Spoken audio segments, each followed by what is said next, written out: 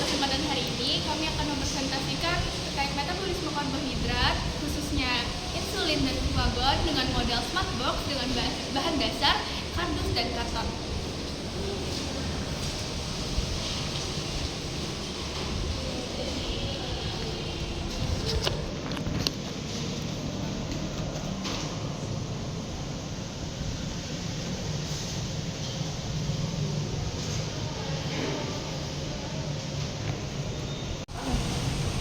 Izin menjelaskan definisinya. Pertama, dari definisi karbohidrat.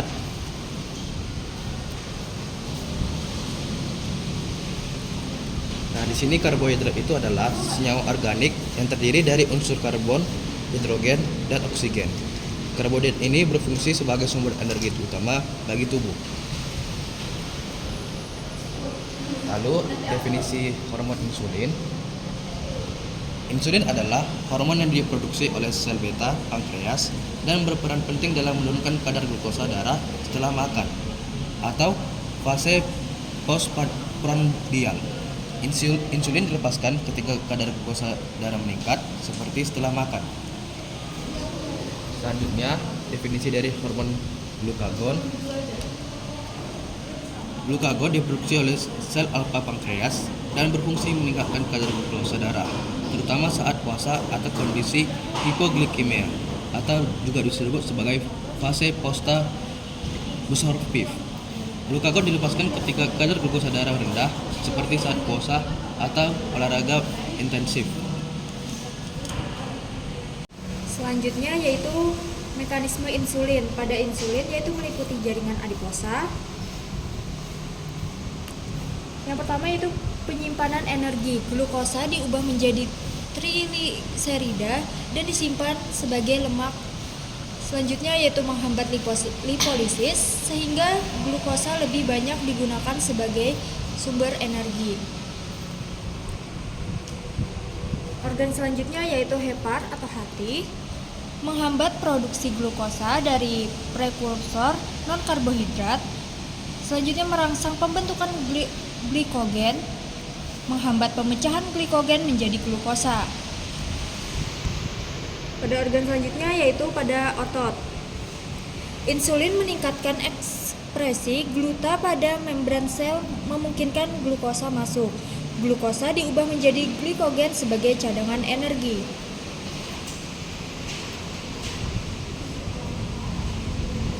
Pada mekanisme glukagon meliputi jaringan adiposa, lipolisis. Glukagon memecah trigliserida menjadi asam lemak bebas dan gliserol.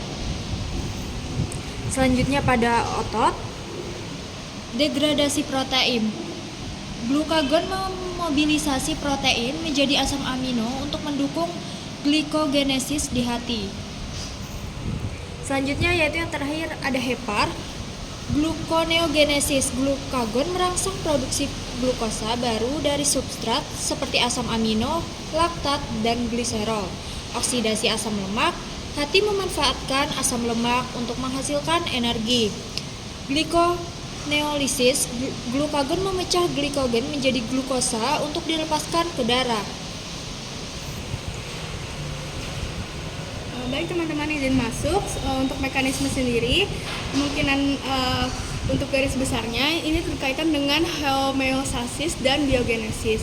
Homeostasis sendiri ini berkaitan tentang pengaturan kadar gula darah pada manusia.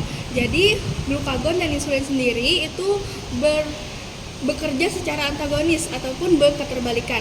Ketika gula darah itu sedang naik, maka hormon insulin akan bekerja.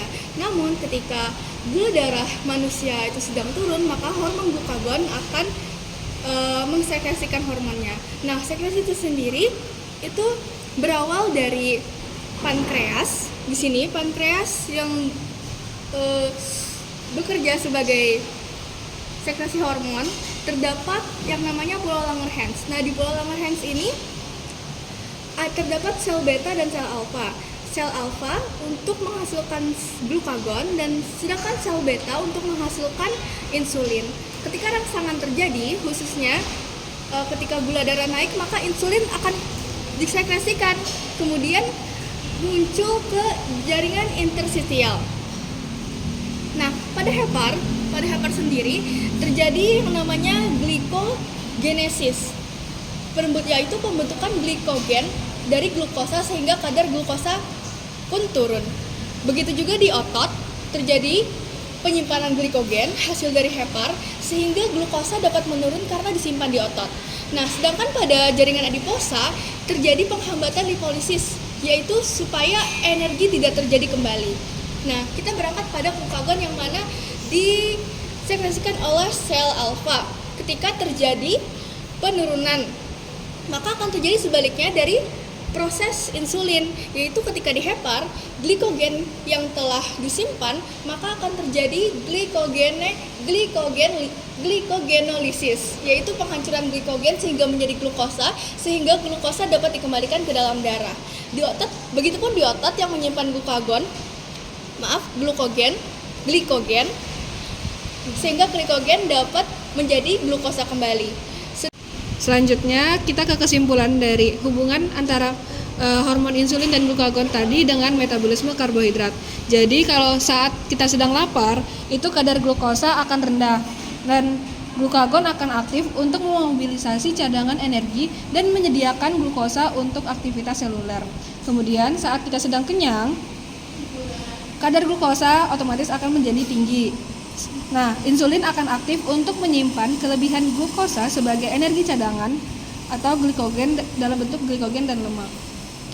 Nah, ini adalah kesimpulan rangkuman dari proses-proses yang terjadi.